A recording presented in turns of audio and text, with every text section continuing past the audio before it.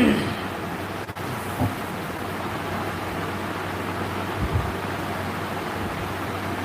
اللہ الرحمن الرحیم الحمد للہ کفا وسلام علی عباده الذین اصطفى اما بعد اعوذ باللہ من الشیطان الرجیم بسم اللہ الرحمن الرحیم ومن يتق الله يجعل له مخرجا ويرزقه من حيث لا يحتسب صدق اللہ مولانا العظیم۔ قابل احترام بھائی اور بہنوں،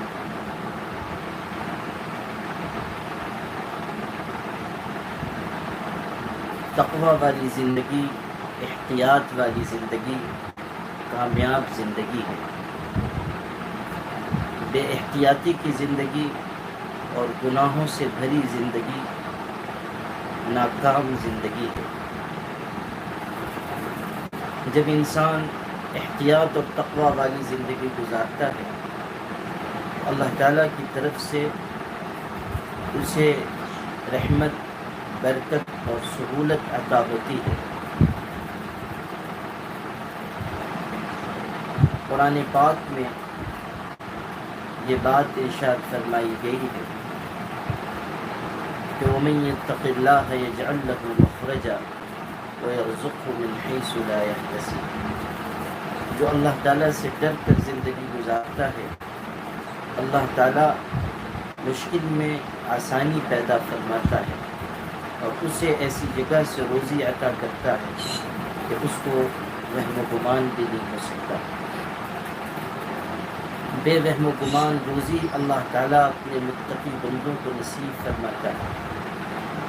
مشکل میں آسانی کی راہ اللہ تعالیٰ اپنے متقی بندوں کے لیے بناتا ہے۔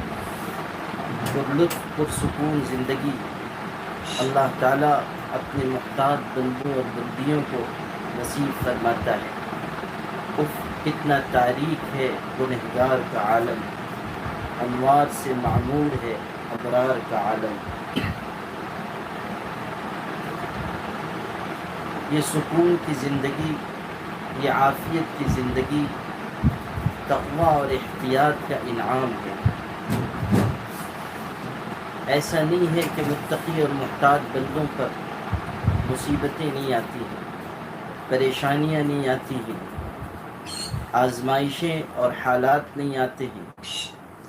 یہ ساری چیزیں دنیا کے ہر انسان کے ساتھ لگی ہوئی ہیں۔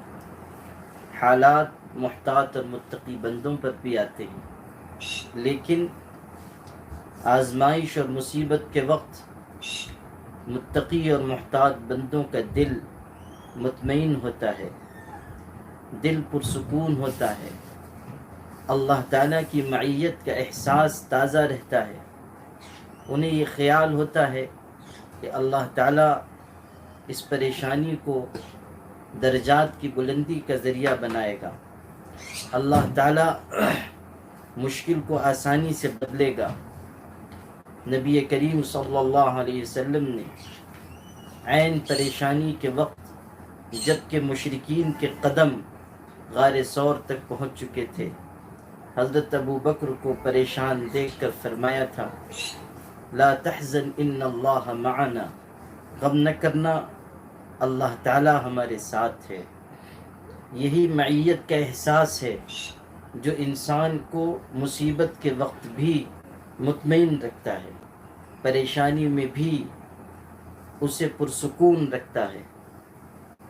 حضرت حاجی امداد اللہ مہاجر مکی رحمۃ اللہ علیہ فرمایا کرتے تھے کہ اللہ تعالیٰ کی طرف سے جو حالات آتے ہیں وہ دو قسم، کبھی اللہ تعالیٰ کی طرف سے لطف قہر کی صورت میں آتا ہے اور کبھی قہر لطف کی شکل میں ظاہر ہوتا ہے۔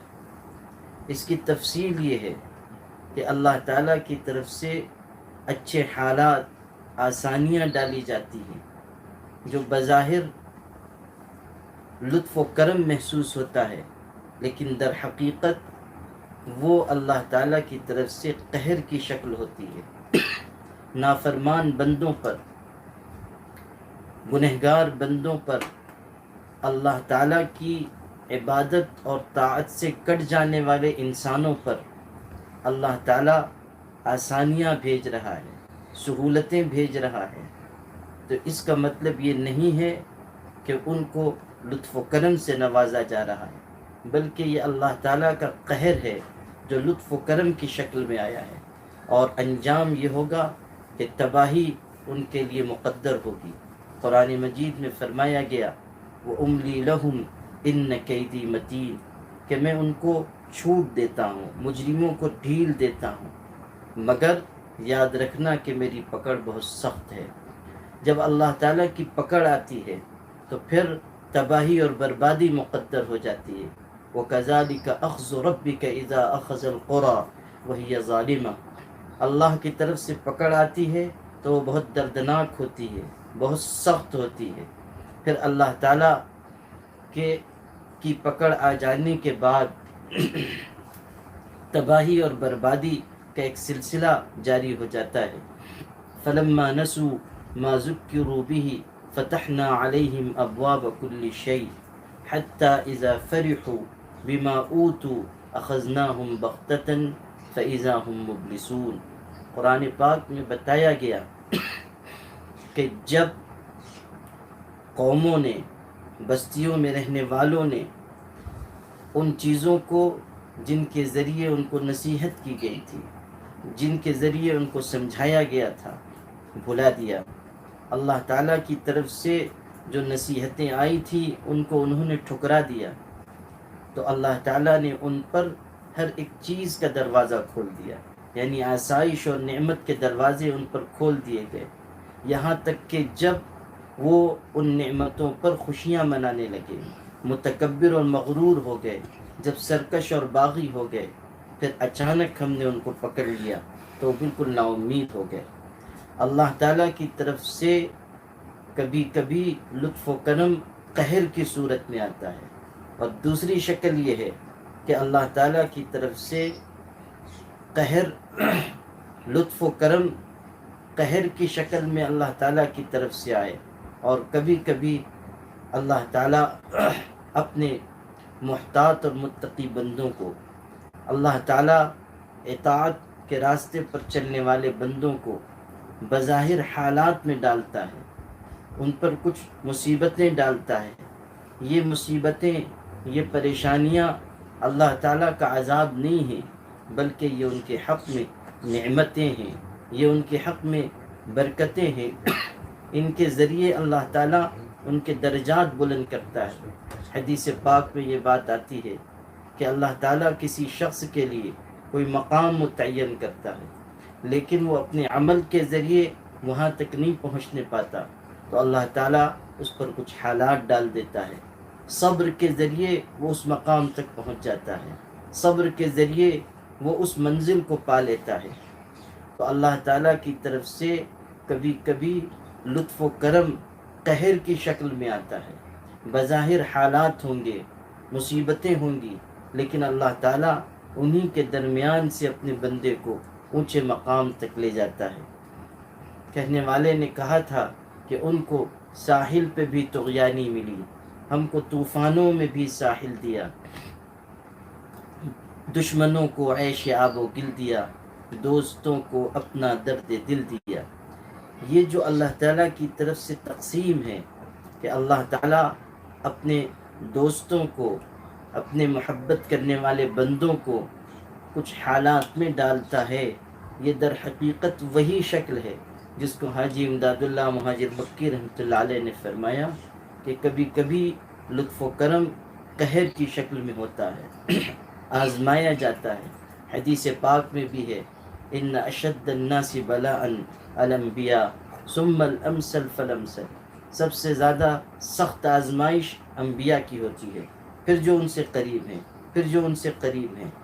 آزمائشیں در حقیقت اللہ تعالیٰ کی طرف سے لطف و کرم کی شکل میں ان پر ڈالی جاتی ہیں۔ یہی حاجی امداد اللہ مہاجر مکی رحمۃ اللہ علیہ ایک مرتبہ مجلس میں یہ ارشاد فرما رہے تھے کہ اللہ تعالیٰ کی طرف سے بیماریاں بھی، جو بیماریاں آتی ہیں وہ بھی ایک نعمت ہوتی ہے کہ انسان کے درجے بلند ہوتے ہیں، اس کے گناہ معاف ہوتے ہیں، اس کی خطائیں لغزشیں معاف کی جاتی ہیں۔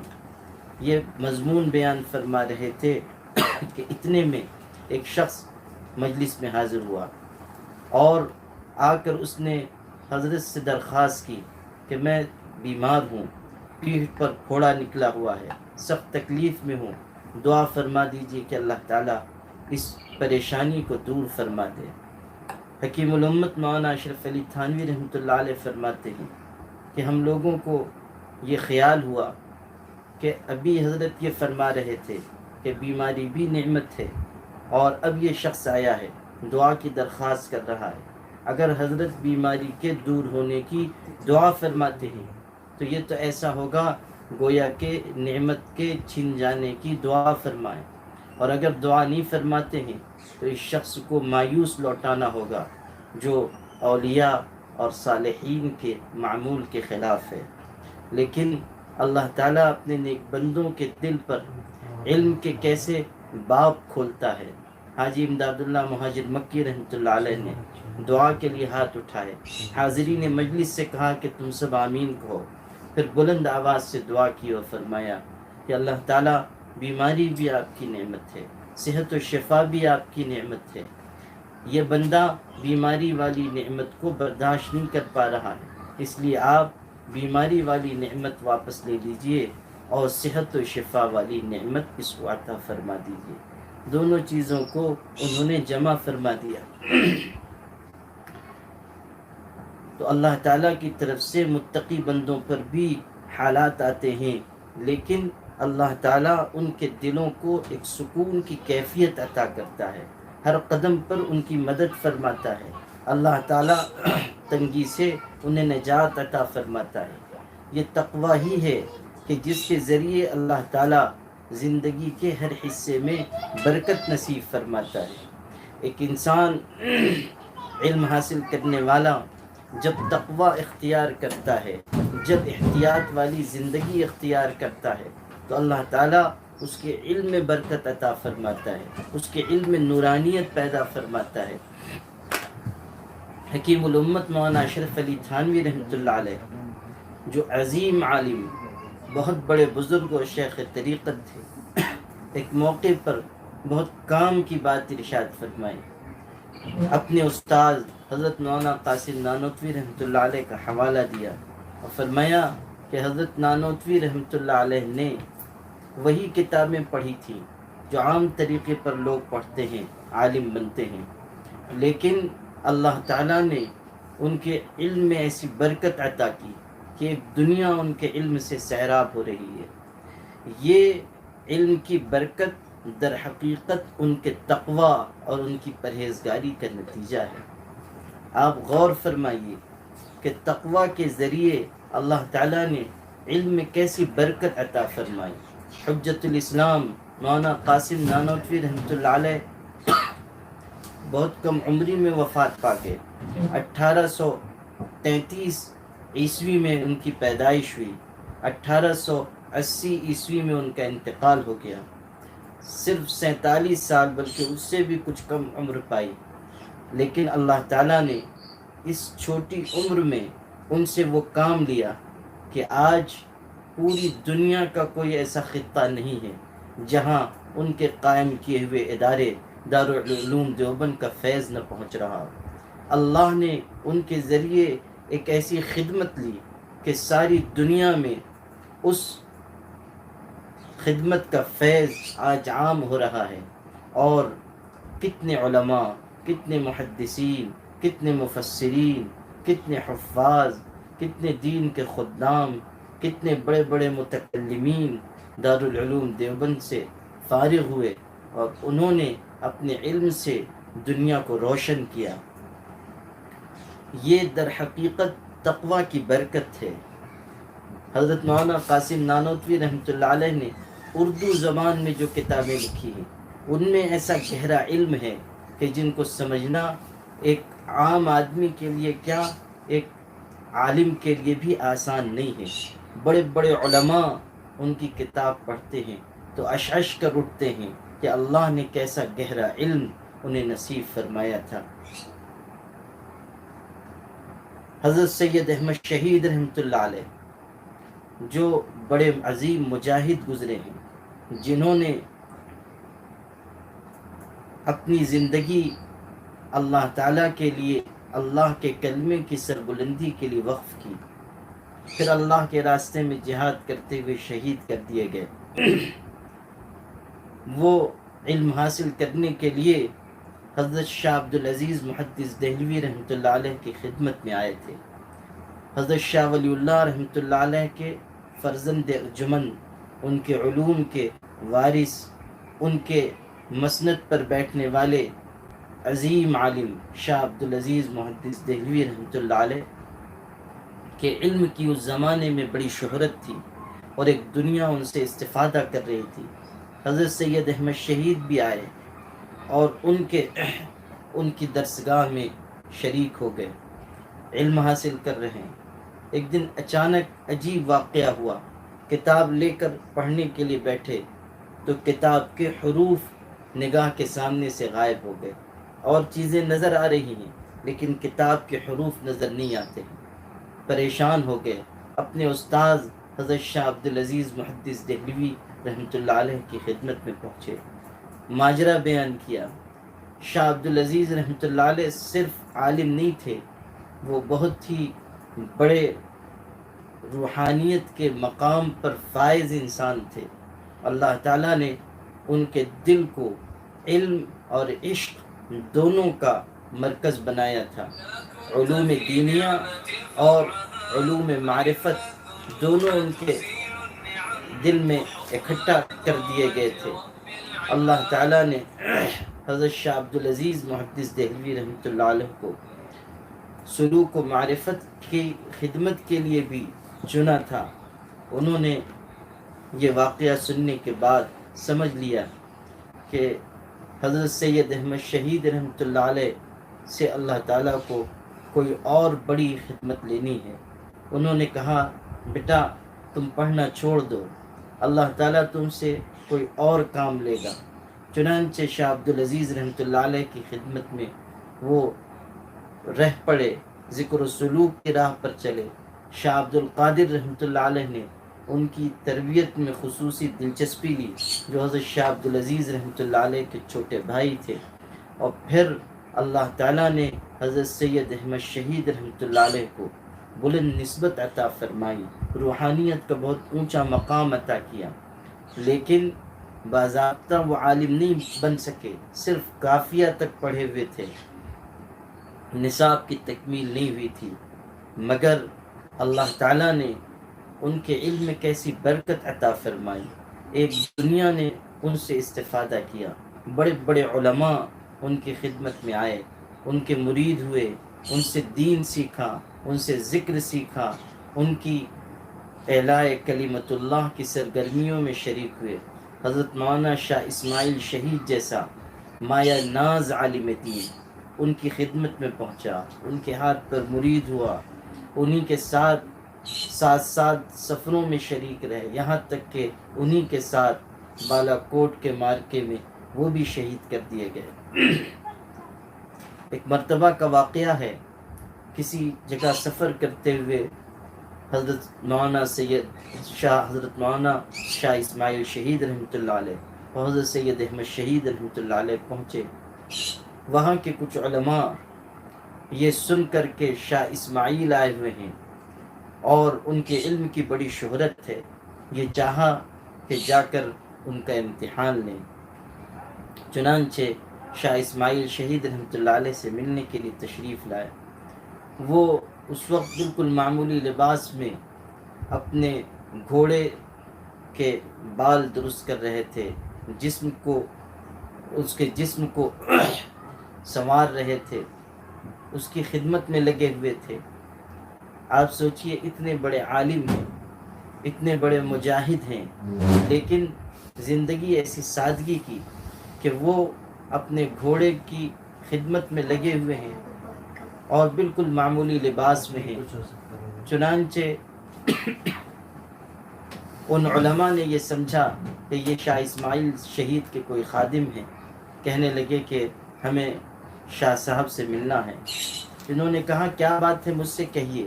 انہوں نے کہا کہ نہیں، آپ سے نہیں کہنا ہے، انہی سے پوچھنا ہے، کچھ سوالات ہیں ان کے جواب لینے ہیں۔ حضرت شاہ اسماعیل شہید رحمۃ اللہ علیہ نے کہا کہ کچھ پوچھنا ہے تو مجھ سے پوچھ لیجئے، ہو سکتا ہے کہ میں جواب دے سکوں۔ انہوں نے اب ان کو یہ محسوس ہو گیا آنے والے علماء کو کہ شاید یہی شاہ اسماعیل ہیں۔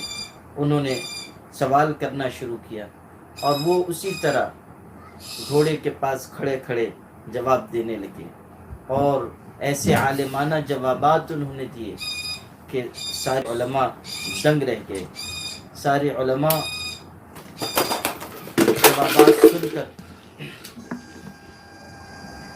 علماء جوابات سن کر دنگ رہ گئے۔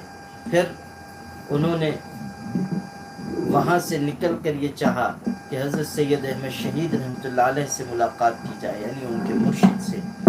اور ان کے ذہن میں یہ بات تھی کہ شاہ سید احمد شہید رحمۃ اللہ علیہ تو باضابطہ عالم بھی نہیں ہیں، ان سے اگر ہم کچھ پوچھیں گے تو شاید وہ جواب نہ دے سکیں۔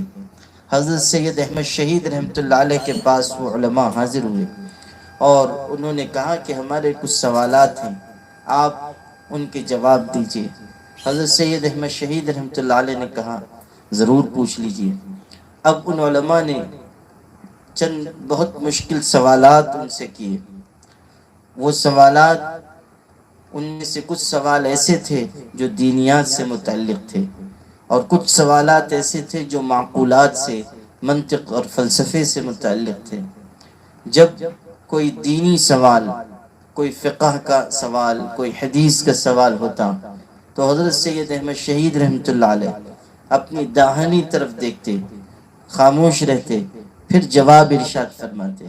جب معقولات کا کوئی سوال ہوتا تو بائیں طرف دیکھتے، کچھ دیر خاموش رہتے، پھر جواب دیتے، اور الفاظ ایسے استعمال فرماتے کہ جو عام طریقے پر وہ استعمال نہیں کرتے تھے۔ سننے والے، ان کی خدمت میں رہنے والے جو لوگ تھے، انہیں حیرت ہوتی تھی کہ آج حضرت کیسے بلند الفاظ استعمال فرما رہے ہیں۔ وہ علماء تو اپنے سوالات کا جواب پا کر واپس ہو گئے، لیکن ان کے ساتھ رہنے والے لوگوں نے پوچھا کہ حضرت آج عجیب بات ہوئی، آپ کی زبان سے ایسے اونچے اونچے الفاظ ہم نے سنے جو پہلے کبھی نہیں سنے تھے، اور آپ کچھ سوالات کے وقت دائیں طرف دیکھتے تھے، کچھ سوالات کے وقت بائیں طرف دیکھتے تھے، کچھ دیر خاموش رہتے تھے، پھر جواب عنایت فرماتے تھے، اس کا کیا راز ہے؟ تو حضرت سید احمد شہید رحمۃ اللہ علیہ نے فرمایا کہ جب یہ علماء آئے اور انہوں نے کچھ سوالات کرنا چاہا تو میں نے اللہ سے دعا کی کہ اللہ مجھ کو ان کا جواب سکھا دیجئے، مجھ کو ان کا جواب بتا دیجئے۔ اور یہ بات سمجھنے کی ہے، تمام بھائی اور بہن اس حقیقت کو سمجھیں کہ اللہ تعالیٰ سے تعلق کا یہی کرشمہ ہے کہ انسان ہر وقت اپنے اللہ سے ہی رجوع ہوتا ہے، اپنے اللہ سے مانگتا ہے، اپنے اللہ سے التجا کرتا ہے، اور اللہ اپنے بندے کی مشکل وقت میں مدد فرماتا ہے۔ یہ سیکھنے کی چیز ہے کہ ہم ہر وقت اللہ سے مانگنے والے بنیں، ہم اپنی ضرورتوں کا سوال اللہ کی بارگاہ میں پیش کریں، چھوٹی چیز ہو یا بڑی چیز ہو، مرحلہ تنگی کا ہو یا آسانی کا ہو، سہولتیں ہوں یا پریشانی کا وقت ہو، ہمیں اللہ تعالیٰ ہی سے اپنی ضرورتوں کا سوال کرنا چاہیے، اللہ ہی کی طرف رجوع کرنا چاہیے۔ ایک کیفیت ہماری ہو کہ دل ہی دل میں ہمارا رشتہ اللہ سے جڑا رہے، ہر وقت ہماری نگاہ اللہ کی ذات پر رہے۔ جو لوگ اس کی مشق کرتے ہیں، جو لوگ اس کی محنت کرتے ہیں، جو اس کیفیت کو پیدا کرنے کی کوشش کرتے ہیں، اللہ تعالیٰ کا، اللہ سے ان کا تعلق دن بدن مضبوط ہوتا جاتا ہے۔ ہر وقت کھانے سے پہلے دعا کر لی جائے کہ اللہ اس کھانے سے جو قوت پیدا ہو اسے اپنے دین کے کاموں میں لگانے کی توفیق عطا فرما۔ گھر میں داخل ہو رہے ہیں، دعا کر لیں کہ اللہ گھر میں خوشحالی نعمت و برکت عطا فرما. اپنے بچوں کو دیکھ رہے ہیں، دل میں اللہ سے دعا کریں کہ اللہ مجھے اپنے اولاد کی اچھی تربیت کی توفیق دے اور ان کو قوت عطا فرما، صالحیت عطا فرما، سمجھداری عطا فرما، میری آنکھوں کی ٹھنڈک بنا. کوئی کسی کے یہاں جا رہے ہیں تو ہم دل میں دعا کریں کہ اللہ ہمارے اس بھائی کو برکت و رحمت عطا فرما. کوئی احسان کا معاملہ کرے تو زبان سے بھی اس سے کہیں کہ اللہ آپ کو اس کا بہتر بدلہ دے، اور دل میں بھی اس کے لیے دعا مانگیں کہ اللہ اس نے احسان کا معاملہ کیا، آپ بھی اس کے ساتھ احسان کا معاملہ کیجئے. زندگی کے ہر حصے میں 24 گھنٹے کی زندگی میں جس مرحلے سے ہم گزریں، کوشش کریں کہ ہم اپنے اللہ سے دل میں مانگتے رہیں. یہ مشق جتنی بڑھتی جائے گی اللہ پاک سے تعلق میں اتنا ہی اضافہ ہوتا جائے گا. تو حضرت سید احمد شہید رحمت اللہ علیہ نے اس موقع پر اللہ تعالیٰ سے دعا کی کہ اللہ مجھے ان سوالوں کا جواب سکھا دیجئے. کہتے ہیں کہ اللہ تعالیٰ نے دعا کو قبول فرمایا اور اللہ تعالیٰ نے حضرت امام ابو حنیفہ اور ابو علی سینا ان دونوں کی روح کو یہ حکم دیا کہ وہ سوالوں کا جواب دینے میں میری مدد کریں. چنانچہ جب کوئی فقہ کا حدیث کا سوال ہوتا تو میں داہنی طرف دیکھتا اور امام ابو حنیفہ رحمت اللہ علیہ کی روح سے جو جواب ملتا اس کو میں دہرا دیتا. اور جب معقولات کا کوئی سوال ہوتا، منطق اور فلسفے کا کوئی سوال ہوتا تو میں بائیں طرف دیکھتا اور ابو علی سینا کی روح سے جو جواب ملتا میں اس کو دہرا دیتا. مشکل الفاظ کے زبان پر آنے کا راز بھی یہ تھا کہ میں اپنی طرف سے جواب نہیں دے رہا تھا بلکہ ان دونوں کی طرف سے جو جواب ملتا تھا میں بس اس کو دہرا دیتا تھا. آپ سوچئے کہ احتیاط کی زندگی تھی، تقوی کی زندگی تھی، اللہ تعالیٰ کی طاعت والی زندگی تھی، اللہ تعالیٰ سے نزدیکی والی زندگی تھی، تو اللہ نے کس طرح ان کو علوم میں برکت عطا فرمائی. مشکل وقت میں اللہ تعالیٰ کی طرف سے کیسی مدد ہوئی. تقوی کی بے شمار برکتیں ہیں جو اللہ تعالیٰ اپنے بندوں کے لیے ظاہر فرماتا ہے. قرآن پاک میں تقوی کی برکات، اس کے فوائد، اس کے فضائل بار بار بیان ہوئے ہیں.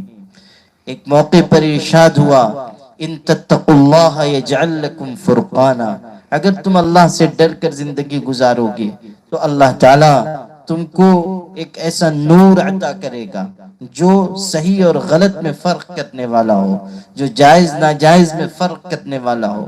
ایک نورانیت اللہ تعالیٰ عطا فرماتا ہے.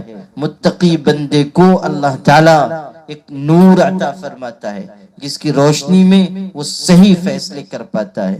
قرآن پاک ہی میں یہ بات بھی بیان ہوئی ہے کہ متقی بندوں کو اللہ کی معیت حاصل ہوتی ہے، اللہ کی محبت حاصل ہوتی ہے. ان اللہ مع الذین اتقوا، اللہ تعالیٰ کی معیت کا وعدہ، اللہ کی محبت. ان اللہ یحب المتقین، اللہ متقی بندوں سے محبت فرماتا ہے. یہ کتنا بڑا انعام ہے کہ متقی بندہ اللہ کا محبوب بن جاتا ہے اور پھر اللہ کی طرف سے اس پر محبتیں نچھاور کی جاتی ہیں، اللہ تعالیٰ کی طرف سے نعمتیں نچھاور کی جاتی ہیں، اللہ تعالیٰ کی دوستی کا مقام ملتا ہے. ان اولیاءہ الا المتقون، اللہ کے دوست تو بس وہ ہیں جو اللہ سے ڈرنے والے ہیں. اور کتنے فضائل قرآن پاک میں بیان ہوئے ہیں. تقوی اور پرہیزگاری پر کتنے انعامات کا وعدہ ہے. پھر اس بات کو بھی سمجھ لیجئے کہ متقی اور محتاط انسان گھر کی زندگی میں، باہر کی زندگی میں ایک ذمہ دار، ایک سمجھدار انسان کی شکل میں سامنے آتا ہے. متقی بندہ بہترین شوہر بنے گا، متقی بندہ بہترین باپ بنے گا، متقی بندہ بہترین بھائی بنے گا، متقی بندہ بہترین ملازم بنے گا. اللہ سے ڈرنے والا انسان خیانت نہیں کرے گا، اللہ سے ڈرنے والا انسان کبھی کسی کو دھوکہ نہیں دے گا، کسی کی حق تلفی نہیں کرے گا، وہ ہر وقت حق ادا کرنے کی فکر میں ہوگا۔ حق وصول کرنا اس کی زندگی کا مقصد نہیں ہوگا، ہر ایک کو اس کا حق ادا کرنا یہ اس کی زندگی کا مقصد ہوگا۔ آپ دیکھ لیجئے کہ جو محتاط اور متقی ہوتے ہیں ان کی زندگی کیسی خوبصورت ہوتی ہے۔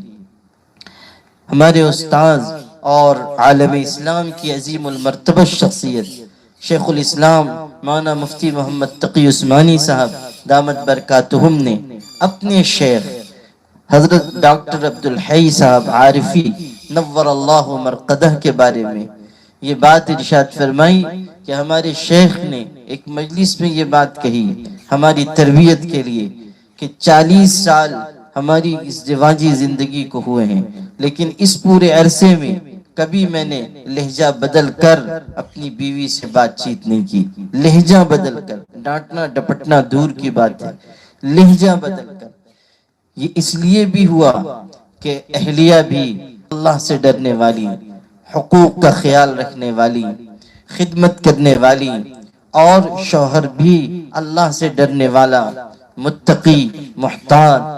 تو اس کا نتیجہ یہ نکلا کہ اتنی لمبی مدت اس طرح گزری کہ سکون و اطمینان کے ساتھ گزر بسر ہو رہی ہے، اور کبھی لہجہ بدل کر بات کرنے کی نوبت نہیں آئی۔ اللہ تعالیٰ کے تقوی کا کیسا مقام ان کو حاصل تھا۔ حضرت ڈاکٹر عبدالحی عارفی رحمۃ اللہ علیہ حکیم الامت مولانا اشرف علی تھانوی رحمۃ اللہ علیہ کے خلیفہ تھے، وہاں انہوں نے تربیت پائی تھی، اور حضرت تھانوی رحمۃ اللہ علیہ کے ہاتھوں تربیت کا ایسا خوبصورت نظام تھا، ایسا انداز تھا کہ اللہ اکبر، حق ادا کرنا سکھایا جاتا تھا۔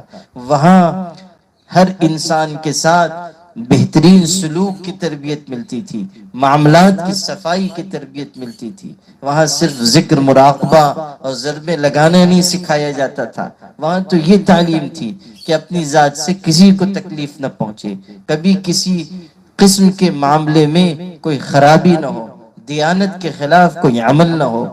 جن لوگوں نے حضرت تھانوی رحمۃ اللہ علیہ کی خانقاہ میں تربیت پائی، ان کی زندگی کا بہترین نمونہ ہماری نگاہوں کے سامنے ہے، اور ان کی زندگی کا خاص حصہ یہی ہے کہ وہ زندگی بھر احتیاط کرتے رہے کہ ہماری ذات سے کسی کو تکلیف نہ ہو۔ انسان بہترین باپ بنتا ہے۔ حضرت عمر ابن عبدالعزیز رحمۃ اللہ علیہ کیسے محتاط اور متقی انسان تھے، اور اللہ تعالیٰ نے ان کو کیسی بلند صفات عطا فرمائی تھی۔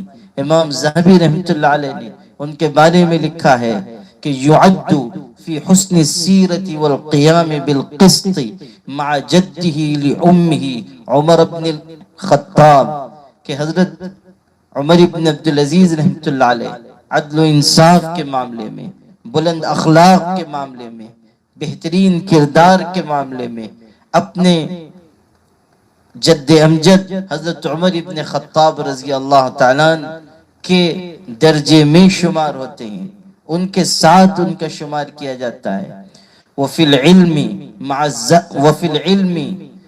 الزہری، اور علم میں اتنا اونچا مقام ان کو حاصل ہے کہ امام زہری رحمۃ اللہ علیہ جیسی اونچی شخصیت کے ساتھ ان کا شمار ہوتا ہے۔ وفی الزہد مع الحسن البصری، اور زہد میں، تقوی میں امام حسن بصری رحمۃ اللہ علیہ کے ہم پلہ خیال کیے جاتے ہیں۔ اتنے بڑے شخص تھے حضرت عمر ابن عبدالعزیز رحمۃ اللہ علیہ۔ 40 سال کی عمر انہوں نے پائی، مختصر عمر پائی، زہر دے دیا گیا تھا، اسی کی وجہ سے شہید ہوئے۔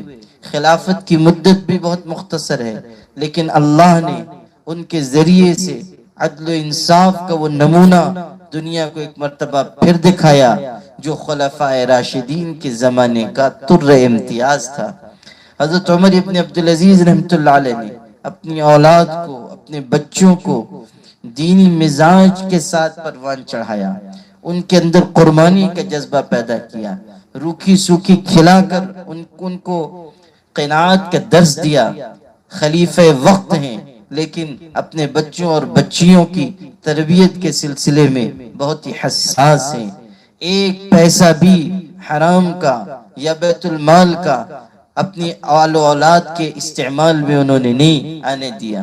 یہاں تک کہ جب ان کے انتقال کا وقت تھا، مسلمہ ابن عبد الملک جو ان کے برادر نسبتی ہیں، وہ ملاقات کے لیے آئے۔ بیماری کی شدت کی وجہ سے حضرت عمر ابن عبدالعزیز بستر پر لیٹے ہوئے تھے۔ انہوں نے آ کر کہا کہ امیر المومنین، آپ نے زندگی میں تو اپنے بچوں کو مال و زر سے کوئی حصہ نہیں دیا، اب آپ دنیا سے تشریف لے جا رہے ہیں، آپ کی آل و اولاد مفلس ہے، کم از کم اب اس آخری وقت میں مجھ کو اور مجھ جیسے کچھ اور لوگوں کو وصیت کرتے جائیے کہ وہ آپ کی آل و اولاد کا خیال رکھیں، ان کی کفالت کریں، ان کی نگہداشت کریں۔ حضرت عمر ابن عبدالعزیز رحمۃ اللہ علیہ بستر پر لیٹے ہیں، اٹھنے کی سکت بھی نہیں ہے، لیکن اشارہ کیا کہ مجھ کو اٹھا کر بٹھایا جائے۔ اٹھا کر بٹھایا گیا۔ پھر انہوں نے ارشاد فرمایا کہ آپ مجھ سے یہ کہہ رہے ہیں کہ میں اپنی اولاد کو کے سلسلے میں وصیت کر جاؤں، اور یہ کہ میں نے اپنی اولاد کو اپنی زندگی میں کچھ نہیں دیا۔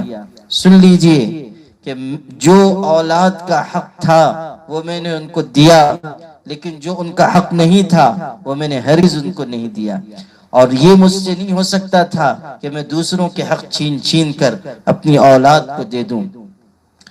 جہاں تک کفالت کے سلسلے میں وصیت کی بات ہے تو میں کسی کو وصیت نہیں کروں گا، ان کے لیے، ان کی کفالت کے لیے اللہ کافی ہے، ان کی سرپرستی کے لیے اللہ کافی ہے۔ اگر میری اولاد نیک ہوگی تو مجھے اللہ کی ذات سے امید ہے کہ اللہ ان کو ہرگز محروم نہیں کرے گا، اور اگر میری اولاد نافرمان نکلی، میں نہیں چاہتا کہ میرے بچے میرے مال کے ذریعے گناہ کے کام کریں۔ پھر اپنی آل و اولاد کو بلایا، بچے کم عمر تھے، ان کو بلایا، اپنے بچوں پر نظر پڑی تو آنکھوں میں آنسو آ گئے، آنکھیں ڈبڈبا آئیں۔ ارشاد فرمایا کہ میرے بچوں، میں دنیا سے جا رہا ہوں، تم کو مفلس چھوڑ کر جا رہا ہوں، اس حالت میں چھوڑ کر جا رہا ہوں کہ تمہارے ہاتھ میں کچھ بھی نہیں ہے، لیکن سن لو، میں تمہارے لیے بہت سارا خیر چھوڑ کر جا رہا ہوں۔ اور یہ بات ارشاد فرمائی کہ میرے سامنے دو راستے تھے، ایک یہ کہ تم مال و زر اور آسائشوں میں اور نعمتوں میں رہتے اور میں جہنم کا ایندھن بنا دیا جاتا، دوسرا راستہ یہ تھا کہ تم کچھ تکلیف اٹھا لیتے اور میں جنت میں ڈال دیا جاتا۔ میں نے اسی راستے کو چنا ہے، میں نے اسی راستے کو منتخب کیا ہے۔ پھر ارشاد فرمایا جاؤ، اللہ تمہارا نگہبان ہے، اللہ تمہارا محافظ ہے، جاؤ اللہ تم کو روزی دے گا۔ یہ ارشاد فرما کر اپنی اولاد کو رخصت کیا۔ کیسی تربیت ہے، اور آخری وقت میں بھی کیسی قیمتی نصیحت اپنی اولاد کو فرمائی۔ یہ بھی کہا کہ اللہ اگر میری اولاد نیک ہوگی تو اللہ ان کی کفالت فرمائے گا۔ آخری وقت میں کہا جاؤ اللہ تم کو روزی دے گا۔ اللہ نے ان کی اس دعا کو رائگاں نہیں جانے دیا، ان کے الفاظ کی اللہ نے لاج رکھ لی، ان کی آل و اولاد کو اللہ نے نعمتوں سے نوازا۔ حضرت ابو بکر صدیق رضی اللہ تعالیٰ عنہ کے پر پوتے ہیں حضرت عبد الرحمن ابن قاسم ابن محمد ابن ابو بکر صدیق رضی اللہ تعالیٰ عنہ، حضرت ابو بکر صدیق کے پر پوتے ہیں، عالم تھے، بزرگ تھے۔ عباسی خلیفہ منصور نے ایک موقع پر ان سے کہا کہ حضرت کوئی نصیحت فرما دیجئے۔ حضرت عبد الرحمن ابن قاسم نے فرمایا کون سی نصیحت چاہتے ہو، آنکھوں دیکھی نصیحت یا سنی سنائی نصیحت؟ تو وہ کہنے لگے کہ آپ کی آنکھوں دیکھی کوئی نصیحت ہو تو بہت اچھا ہے۔ حضرت عبد الرحمن نے فرمایا آنکھوں دیکھی نصیحت سننا چاہتے ہو تو سنو۔ جب حضرت عمر ابن عبدالعزیز رحمۃ اللہ علیہ کا انتقال ہوا تو انہوں نے اپنے پیچھے 11 بیٹے چھوڑے، اور ان کا ترکہ کل 17 دینار تھا۔ 17 دینار ان کی وراثت تھی۔ ان کے کفن پر 5 دینار خرچ ہوئے، 2 دینار ان کے لیے 2 دینار میں ان کے لیے قبر کی زمین خریدی گئی، باقی بچی ہوئی رقم بچوں پر تقسیم ہوئی تو ایک ایک بیٹے کو 19 درہم ملے، صرف 19 درہم۔ آپ سوچئے جیسے آج کا 19 روپیہ ہے، 19 روپے ایک ایک بیٹے کو وراثت میں ملے بس۔ اور جب ہشام ابن عبد الملک کا انتقال ہوا، ہشام ابن عبد الملک یہ بھی خلیفہ ہوئے، بنو امیہ کے لوگوں میں ہیں، حضرت عمر ابن عبدالعزیز رحمۃ اللہ علیہ کے چچا زاد بھائی ہوئے ہشام ابن عبد الملک ابن مروان کے بیٹے ہیں ہشام۔ تو جب ان کا انتقال ہوا تو ان کے بیٹوں میں جو وراثت تقسیم ہوئی وہ 10 لاکھ دینار تھی، ایک ایک بیٹے کو 10 لاکھ دینار ملا، اتنی بڑی رقم ایک ایک بیٹے کے حصے میں آئی۔ پھر حضرت عبد الرحمن نے فرمایا کہ میں نے اپنی آنکھوں سے دیکھا کہ حضرت عمر ابن عبدالعزیز رحمۃ اللہ علیہ کا ایک بیٹا اللہ کے راستے میں 100 گھوڑے دے رہا ہے، صدقہ کر رہا ہے، اللہ کے راستے میں اللہ کے راستے میں جہاد کرنے والوں کو 100 گھوڑے عطیے میں دے رہا ہے۔ اور ہشام ابن عبد الملک جس کے بیٹوں کو 10 لاکھ دینار ملا تھا، ان میں سے ایک بیٹے کو میں نے دیکھا کہ لوگ اس پر ترس کھا کر اس کو صدقہ دے رہے ہیں، یعنی جن کو 19 درہم ملا تھا ان کو اللہ نے یہ وسعت عطا کی کہ 100 گھوڑے وہ اللہ کے راستے میں ایک وقت میں صدقہ کر رہے ہیں، اور جن کو 10 لاکھ دینار ملا تھا وہ ایسی قابل رحم حالت میں آگئے کہ لوگ ان کو صدقہ دے رہے ہیں۔ آپ سوچئے کہ یہ زمانے کا یہ کیسا انقلاب ہے، اور یہ واقعہ کیسا درس نصیحت ہے کہ اللہ تعالیٰ اپنے متقی بندوں، محتاج بندوں کو ضائع نہیں ہونے دیتا، ان کی اولاد کو ضائع نہیں ہونے دیتا۔ اور جو لوگ سرکشی کے اور بغاوت کے اور بے احتیاطی کے راستے پر چلتے ہیں، وہ بہت مال والے بھی ہوں، اقتدار والے بھی ہوں، گنجائش اور وسعت والے بھی ہوں، تو ایک وقت آتا ہے کہ اللہ تعالیٰ نعمتوں کو چھین لیتا ہے اور ان کو ان کے اعمال کے سپرد فرما دیتا ہے۔ متقی انسان بہترین باپ بنتا ہے، متقی انسان بہترین ملازم بنتا ہے۔ آپ واقعات اٹھا کر دیکھیے، ہمارے بزرگوں کے کتنے واقعات ہیں۔ حضرت مولانا خلیل احمد سہارنپوری رحمۃ اللہ علیہ جو ابھی قریب کے دور کے بزرگ گزرے ہیں، حضرت مولانا زکریا صاحب رحمۃ اللہ علیہ کے شیخ و مرشد تھے، ان کے بارے میں یہ مشہور ہے کہ وہ مظاہر علوم سہارنپور میں پڑھاتے تھے، تو جو دری مدرسے نے ان کو پڑھانے کے لیے بیٹھنے کے لیے دی تھی، جس پر بیٹھ کر پڑھاتے تھے، درس دیتے تھے، اگر کوئی رشتہ دار آ جاتا، کوئی گھر کا آدمی آ جاتا جو دنیا کی کوئی بات چیت کرنے آیا ہے، تو اس کو اس دری پر نہیں بٹھاتے تھے کہ یہ مجھ کو مدرسے میں پڑھانے کے لیے دی گئی ہے، اپنے گھر والوں کو بٹھانے کے لیے نہیں دی گئی ہے۔ کتنے ہمارے بزرگ تھے کہ جو مدرسے میں ملازم ہیں، کبھی کوئی شخص آیا مسئلہ پوچھنے کے لیے، دینی تعلق سے آیا تو ٹھیک ہے، اگر کوئی رشتہ دار ملنے آ گیا یا دنیا کی گفتگو کرنے کے لیے کوئی شخص آیا تو جتنی دیر وہ بیٹھتا تھا وقت لکھ کر رکھتے تھے، اور مہینے کے آخر میں وہ سارا وقت ملا کر گھنٹے بناتے، اور اگر زیادہ وقت ہوتا تو گھنٹوں کے دن بناتے، اور آدھے دن کی، ایک دن کی وہ تنخواہ کٹوا دیتے تھے کہ یہ وقت ہم نے مدرسے کے کام کے لیے خرچ نہیں کیا ہے۔ شیخ الہند مولانا محمود حسن دیوبندی رحمۃ اللہ علیہ کے بارے میں یہ بات ہے کہ اخیر عمر میں جبکہ ان کے دوسرے مشاغل ملک کی آزادی کے سلسلے میں بڑھ گئے تھے اور کمزوری بھی آ گئی تھی، تو ان کے ذمہ جو درس تھے وہ کم ہو گئے، جو گھنٹے وہ پڑھاتے تھے وہ کچھ کم ہو گئے، لیکن چونکہ ان کی مدرسے کے لیے عظیم خدمات تھیں، قربانیاں تھیں، اور گرانی بھی، مہنگائی بھی بڑھتی جا رہی تھی، اس لیے دارالعلوم دیوبند کی مجلس شورا میں یہ بات آئی کہ حضرت کی تنخواہ بہت دن سے نہیں بڑھی ہے، اب ضرورتیں بڑھ گئیں، مہنگائی بڑھ گئی، حضرت کی تنخواہ میں اضافہ کرنا چاہیے۔ سب لوگوں نے اس کو منظوری دی، پھر تحریر تیار ہوئی، مجلس شورا کی طرف سے وہ تحریر ایک شخص کے ذریعے حضرت کو بھیجی گئی کہ آپ کی تنخواہ میں اضافہ کیا جا رہا ہے۔ حضرت شیخ الہند رحمۃ اللہ علیہ نے جواب لکھ کر بھیجا کہ میں بڑھاپے کی وجہ سے اور دوسرے مشاغل کی وجہ سے اب پہلے جتنا پڑھا نہیں پاتا ہوں۔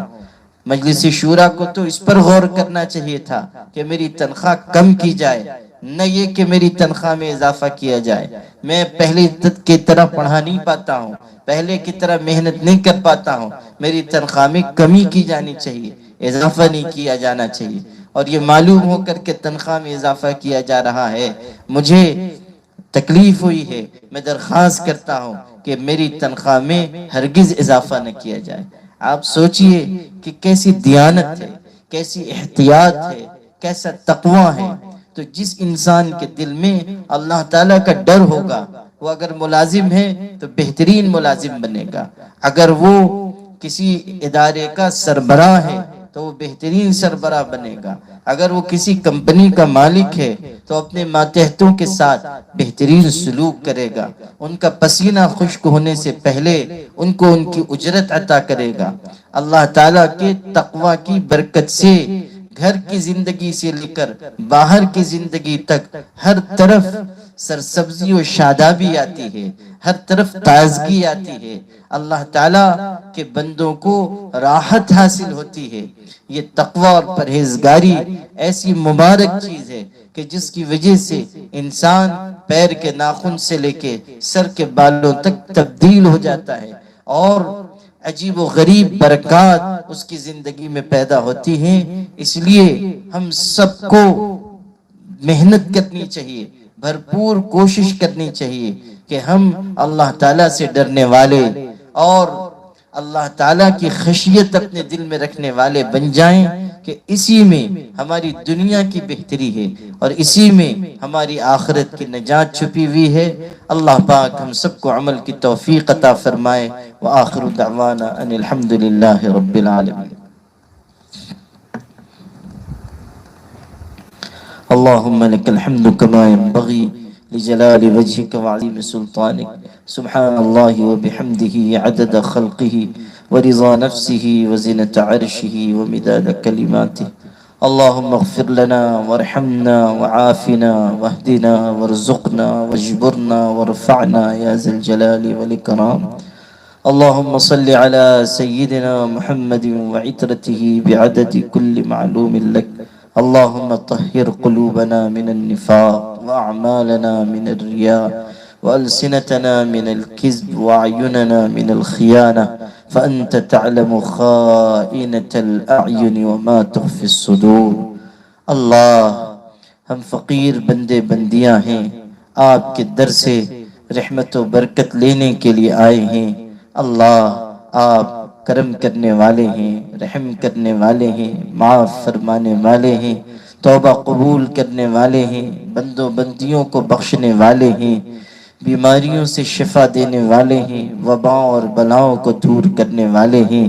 اللہ، زمین آپ کی ہے، آسمان آپ کا ہے، چاند سورج آپ کے ہیں، ساری کائنات آپ کی ہے۔ خداوند قدوس اپنے کرم سے، اپنی رحمت سے اسی وقت ہم سب گنہگار بندوں اور بندیوں کو معاف فرما۔ اللہ، آپ نے قرآن پاک میں خود خبر دی ہے کہ وَمَن يَغْفِرُ الذُّنُوبَ إِلَّا اللَّهُ، گناہ کو ہمارے علاوہ کوئی معاف نہیں کر سکتا۔ بے شک اللہ آپ ہی معاف کرنے والے ہیں۔ دنیا کے ساتوں سمندروں کا پانی مل کر ہمارے گناہ کی ناپاکی کو نہیں دھل سکتا، مگر آپ کی رحمت کا ایک قطرہ ہمارے گناہوں کو دھلنے کے لیے کافی ہے۔ اللہ رحمت عطا فرما، اللہ رحمت عطا فرما، اللہ رحمت عطا فرما۔ اللہ، آپ نے اپنی رحمت سے امید لگانے کی ہمیں ترغیب دی ہے، حکم دیا ہے۔ آپ نے فرمایا ہے، اے میرے گنہگار بندوں بندیوں، میری رحمت سے مایوس نہ ہو جانا، میں سارے گناہوں کو معاف کرنے والا ہوں، میں بہت بخشنے والا ہوں، بہت رحم کرنے والا ہوں۔ اللہ، آپ سچے ہیں، آپ کا وعدہ سچا ہے۔ اللہ، آپ کی رحمت سب سے بڑھ کر ہے۔ دنیا کے سمندروں کا بھی کوئی کنارہ ہوتا ہے مگر آپ کی رحمت کے سمندر کا کوئی کنارہ نہیں ہے۔ اللہ اپنے کرم سے ہم سب کی بخشش فرما، گناہ کو معاف فرما، لغزشوں سے درگزر فرما۔ اللہ طاعت کی توفیق عطا فرما، عبادت کی توفیق عطا فرما، تقوی و طہارت عطا فرما، خشیت اور عنایت عطا فرما۔ اللہ پابندی اور استقامت عطا فرما، اپنی رحمت اپنی برکت کے حاصل کرنے کی ہمارے اندر اہلیت پیدا فرما۔ اللہ ہمیں صلاحیت عطا فرما، صالحیت عطا فرما۔ اللہ روحانی صفات عطا فرما، علوم میں برکت عطا فرما، نفع بخش علم عطا فرما، نیک عمل کی توفیق عطا فرما، ہر عمل میں کامل درجے کا اخلاص پیدا فرما، بہکنے سے بھٹکنے سے راہ سے بے راہ ہو جانے سے ضلالت اور گمراہی میں پڑ جانے سے ہم سب کی حفاظت فرما، ہر قدم پر مدد و نصرت نصیب فرما۔ اے نصرت کرنے والے اللہ مدد فرما، نصرت فرما۔ اے عرش عظیم کے مالک اللہ نعمتوں پر شکر کی توفیق عطا فرما۔ اللہ جو آزمائشیں آ چکی ہیں ان پر صبر کی توفیق عطا فرما۔ اللہ جو وبائیں بلائیں پھیل رہی ہیں اپنی قدرت سے ان کو روک دے۔ اللہ پریشانیوں کو دفع فرما، مصیبتوں کو دفع فرما۔ اللہ انسانوں کے گناہوں کی وجہ سے مصیبتوں نے ہمارے گھر دیکھ لیے ہیں۔ اللہ پوری دنیا مصیبت میں پریشانی میں دکھ میں ڈال دی گئی ہے۔ اللہ یہ ہم سب کے گناہوں کا نتیجہ ہے، مگر اللہ آپ رحم کرنے والے ہیں، آپ رحم کرنے والے ہیں، آپ سب رحم کرنے والوں میں سب سے بڑھ کر ہیں۔ اپنے کرم سے اس پریشانی کو جلد از جلد دور فرما، بیماری کو دور فرما، وبا کو دور فرما، بلا کو دور فرما۔ اللہ رحمت عطا فرما، رحمت عطا فرما، رحمت عطا فرما۔ اللہ ہمیں نیک بننے کی توفیق عطا فرما، ہماری اولاد کو نیک بنا۔ اللہ ہمیں تقوی و طہارت نصیب فرما، پرہیزگاری عطا فرما۔ اللہ آپ نے قرآن پاک میں فرمایا ہے مجھ سے مانگو میں تمہاری مانگ پوری کروں گا، میں دعا کو قبول کروں گا۔ آپ نے کہا ہے جب میرے بندے میرے بارے میں پوچھیں تو ان کو کہہ دو کہ میں قریب ہوں۔ اللہ آپ شہرک سے زیادہ قریب ہیں، آپ دعا سننے والے قبول کرنے والے ہیں، آپ اپنے بندوں کی توبہ قبول کرنے والے ہیں۔ کریم اللہ رحیم اللہ آپ نے دعا مانگنے کا حکم دیا، ہم نے آپ کے حکم کو پورا کیا۔ آپ نے قبولیت کا وعدہ فرمایا ہے، آپ اپنے وعدے کو بھی پورا فرما دیجئے۔ اللہ اپنے وعدے کو پورا فرما، اللہ اپنے وعدے کو پورا فرما۔ اللہ ہمیں نیکی کی طرف رغبت عطا فرما، معصیت سے نفرت عطا فرما۔ اللہ اپنا نام لینے والوں میں شامل فرما، راتوں کی تنہائیوں میں اٹھ کر رونے والوں میں شامل فرما۔ اللہ نماز کا خشوع و خضوع عطا فرما، نماز کی لذت عطا فرما، سجدے کی حلاوت عطا فرما۔ اللہ خوشحالی اور برکت عطا فرما۔ اللہ جو لوگ پریشان حال ہیں، مصیبت زدہ ہیں، فقیر ہیں، مفلس ہیں، اللہ ان مشکل اوقات اور حالات میں فاقے کرنے پر مجبور ہیں، اپنے کرم سے ان کی مصیبت کو دور فرما۔ اللہ غریبوں کی امداد فرما، ہمیں ان کی مدد کا حوصلہ عطا فرما، قوت عطا فرما، استطاعت عطا فرما۔ جو لوگ امداد کر رہے ہیں، اللہ جو محنت کر رہے ہیں ان کو بے انتہا قبول فرما، قدم قدم پر ان کو برکت عطا فرما۔ اللہ ان کے کاموں میں ان کی مدد فرما۔ اللہ ہمیں تمام بہترین روحانی صفات سے مالا مال فرما، ہماری دنیا کو بھی بہتر بنا، ہماری آخرت کو بھی بہتر بنا۔ اس دنیا کے بعد آنے والی دوسری دنیا میں ہمیں راحت عطا فرما، مغفرت عطا فرما۔ اللہ ہماری قبر میں ہمیں نور عطا فرما، روشنی عطا فرما، نجات عطا فرما، عذاب قبر سے حفاظت فرما، حشر کے مرحلوں میں سرخروئی عطا فرما۔ اللہ جو غلطی ہو گئی اسے معاف فرما۔ اللہ قصور کو بخشنے والے آپ ہی ہیں، اپنے کرم سے ہر قصور کو معاف فرما۔ اللہ طاعت پر ہمیں استقامت عطا فرما، ہماری آل و اولاد کو نیک بنا، اولاد کو فرما بردار بنا، آنکھوں کی ٹھنڈک بنا۔ اللہ تعالی ہمارے گھروں میں دینی ماحول قائم فرما۔ اللہ ہماری بہنوں کو پردے کی توفیق عطا فرما، بے حیائی سے بچنے کی توفیق عطا فرما۔ اللہ ہماری بہنوں کو، ہماری بچیوں کو، بیٹیوں کو دین و دنیا کی سعادت عطا فرما، روشن مستقبل عطا فرما۔ اللہ تعالی ہر قسم کی برائی سے، بے حیائی سے، مصیبت سے ان کی حفاظت فرما۔ اللہ تعالی خیر کے راستے پر ہمیں چلنے کی توفیق عطا فرما، شرور سے، آفات سے، بلیات سے ہم سب کی حفاظت فرما۔ حضور پاک صلی اللہ علیہ وسلم سے سچی محبت عطا فرما، ان کی محبت پر جینا اور مرنا نصیب فرما۔ حضور پاک صلی اللہ علیہ وسلم کی سنتوں پر عمل کی توفیق عطا فرما۔ اللہ تعالی انہوں نے جتنی خیر کی دعائیں مانگی ہیں وہ سب ہمیں عطا فرما۔ ہمارے آقا نے جتنے شر سے پناہ مانگی ہے اپنے کرم سے ہمیں بھی پناہ عطا فرما۔ ہماری دعاؤں کو انہی کی برکت سے قبول فرما۔ جب تک زندگی ہے ایمان و اسلام پر قائم فرما، جب وقت خاتمہ ہو کامل درجے کے ایمان پر ہم سب کو موت نصیب فرما۔ سبحان ربک رب العزت عما یصفون وسلام علی المرسلین والحمد للہ رب العالمین۔ ادارہ رہبر انسانیت تو سب کو پیار